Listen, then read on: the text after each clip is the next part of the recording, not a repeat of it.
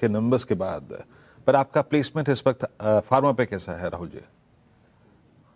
जी हाँ, देखिए इनफैक्ट हमारी हाई कन्विक्शन पिक फार्मा से ही है आज। 2 आइडियाज़ है, उनमें से एक फार्मा से है। तो फार्मा में डीवीस लैब्स का सेटअप बहुत प्रॉमिसिंग लगता है। हमने कुछ दिन पहले इस स्टॉक में 7,000 का ब्रेकआउट देखा था और आज के सेशन में तकरीबन 3.1% ओपन इंटरेस्ट ऐड हुआ है। ओपन इंटरेस्ट 1 साल के हाईएस्ट लेवल पर है।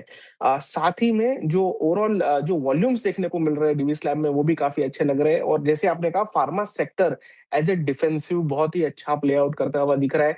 तो मैं सरप्राइज़ नहीं रहूँगा, 7600 तक के टारगेट्स मुझे लगता है डिविस लैब में देखने को मिल सकते हैं। इन लेवल से फ्रेश खरीदारी की जा सकती है।